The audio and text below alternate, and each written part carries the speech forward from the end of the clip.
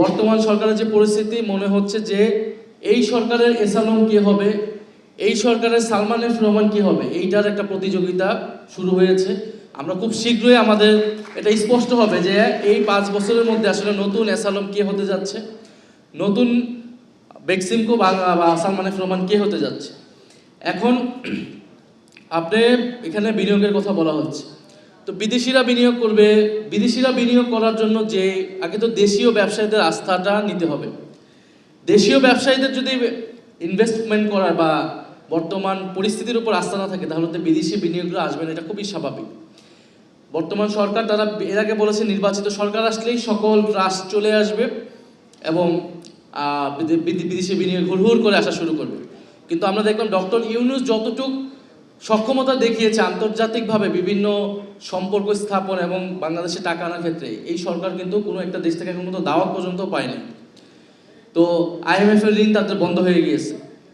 তো এখন একটা খুবই স্বাভাবিক বিষয় যে আপনি তো ব্যবসায়ীদেরকে নিজের উপদেষ্টা কমিটির সদস্য করে ব্যবসায়ীদের ট্রাস্ট গেইন করতে পারবেন না। তো বর্তমান সরকার এই পলিসিতে তারা আগাচ্ছে, প্রধানমন্ত্রীর উপদেষ্টা কমিটি এরকম জায়গায় সেরকম জায়গায় তারা ব্যবসায়ীদেরকে নিয়ে ট্রাস্ট গেইন করার চেষ্টা করতেছে। এবং কোন সব ব্যবসায়ী, যেই সকল ব্যবসায়ীরা আসলে নানান ধরনের ঋণ খেলাপি, নানান ধরনের টাকা পাচার সাথে, নানান ধরনের অভিযোগের সাথে আসলে যুক্ত। ফলে আমাদেরকে ব্যবসায়ীদের ট্রাস্ট গেইন করতে হবে সরকারকে যে কোনো মূল্যে। এটা সরকারের জন্য না, দেশের অর্থনীতির জন্য প্রয়োজন। এবং সেই সকল ব্যবসায়ীর জন্য যারা আসলে নিজেদেরকে কিছুটা সৎভাবে ব্যবসা করার চেষ্টা করেছে, তাদেরকে ঋণ দেওয়া। আমাদের যারা SME, যারা ক্ষুদ্র এবং মধ্য শিল্প বিস্তারের কথা আমরা বলে আসতেছি, আমরা বড় বড় গোষ্ঠীকে, কর্পোরেটকে আপনারা ঋণ দিবেন, যেই ঋণ আপনি জানেন যে ঋণ সে রাজনৈতিক লবিংয়ের মাধ্যমে পায়, যে ঋণ সে শোধ করে না। কিন্তু একটা কৃষককে যদি 5,000 টাকার ঋণ হয়, সেই ঋণ পরিশোধ না করলে তাকে আপনি কোমর বেঁধে আপনি নিয়ে যান, জেলখানায় নিয়ে যাচ্ছেন, বা আপনি হচ্ছে এখানকার ক্ষুদ্র ব্যবসায়ীরা ব্যাংকের পিছে ঘুরে ঘুরে তারা কোনো ধরনের ঋণ পাচ্ছেন। তো এইটা যদি দেশের পরিস্থিতি হয়, তাহলে আসলে এই অর্থনীতির চাকা ঘুরবে না। এবং আমাদের এই প্রত্যাশা থাকবে এই বাজেট থেকে যে আমরা কিভাবে বিনিয়োগ বৃদ্ধি করতে পারি দেশীয় এবং বিদেশি ব্যবসায়িকদের, সেটার জন্য যে ট্রাস্ট দরকার, সেটার জন্য অবশ্যই রাজনৈতিক সংস্কারটা লাগবে। দেশের সকল দলমতের মধ্যে, বিরোধী দল সরকার দলের মধ্যে সে ঐক্যটা লাগবে। এবং স্বাভাবিকভাবে আমরা বাজেটে শিক্ষা, স্বাস্থ্য, কৃষি, সেটা সবাই বলেছেন, আমি এটা নতুন করে বলতে চাই না, এই খাতগুলোতে বিশেষ গুরুত্ব দিয়ে আমাদেরকে এটার বরাদ্দটা বৃদ্ধি করতে হবে। বিশেষত শিক্ষার ক্ষেত্রে আমরা বলবো যাতে গবেষণা খাতে, বিশ্ববিদ্যালয়গুলোতে গবেষণা খাতে শিক্ষা এটা বৃদ্ধি করা হয়।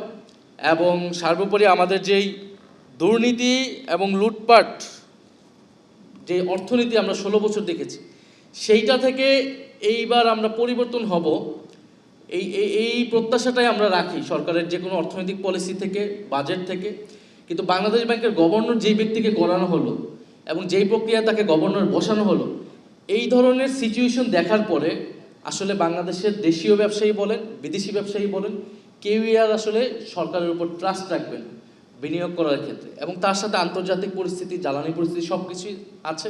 এটার জন্য সরকারকে ওপেন হতে হবে, সরকারকে সঠিক তথ্য সরবরাহ করতে হবে এবং আসলে যতটুকু সংকট সেটা বলতে হবে অন্যের উপর দায় না চাপিয়ে।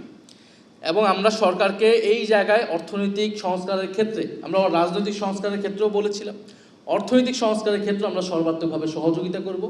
কারণ বাংলাদেশ যে সংকটের মধ্যে দিয়ে যাচ্ছে, এইটা আসলে কোনো সরকার এককভাবে যদি মনে করে সে মোকাবেলা করতে পারবে না। সকল রাজনৈতিক শক্তি, পক্ষ এবং সবচেয়ে গুরুত্বপূর্ণ জনগণকে এবং ক্ষুদ্র মধ্য শিল্প, আমাদের দেশের সৎ ব্যবসায়ী, তাদেরকে ইনসেন্টিভাইজ করতে হবে। তাদের সকলের সহযোগিতায় আমরা এই অর্থনীতির ভঙ্গুর ব্যবস্থা থেকে মুক্তি পাবো বলে আমি আশা করি।